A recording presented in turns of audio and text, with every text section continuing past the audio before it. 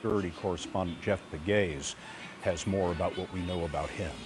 Late today, investigators sealed off the home where law enforcement sources say Mohammed Youssef Abdulaziz lived. It's located in Hickson, Tennessee, which is just about 2 miles and a few minutes away from where the shootings occurred.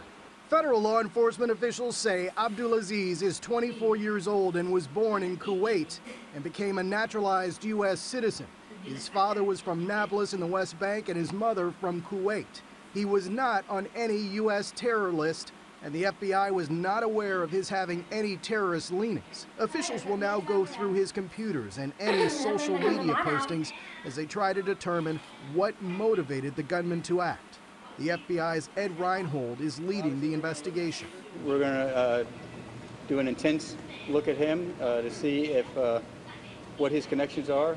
We'll look at his friends, families, associates, anybody who is associated with him to determine the cause or the reason why he conducted this attack. Officials will try to find out if Abdulaziz was motivated or influenced by ISIS.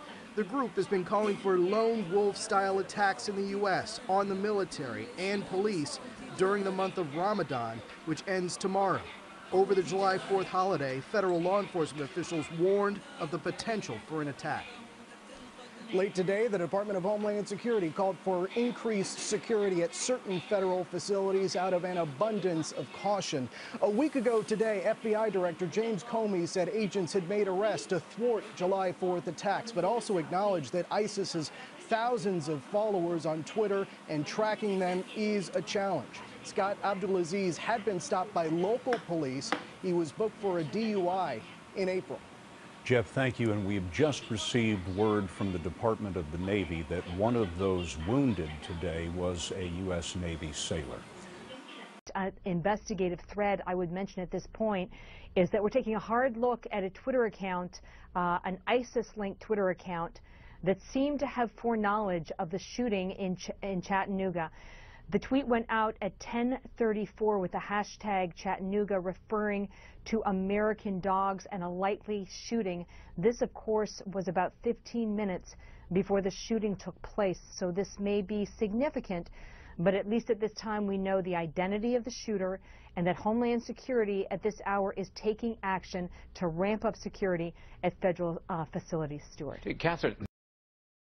Hi, this is Lazy Reporter, reporting from Chattanooga. Today's news is, Chattanooga shooting proves it's time to arm our armed forces. It turns out that at least one of the 2 military facilities attacked in Chattanooga, Tennessee, was a gun-free zone. If you look closely crime scene photographs, you can see the sign plastered on the front of a bullet-riddled window. 4 Marines were slaughtered, a 5th wounded, along with a Chattanooga police officer. Authorities say the gunman, identified as 24-year-old Mohammed Youssef Abdulaziz, was killed in a shootout. Abdulaziz is reportedly a Kuwaiti native who attended high school in the Chattanooga area. The Times Free Press posted his graduation photo that included the phrase, "My name causes national security alerts." What does yours do?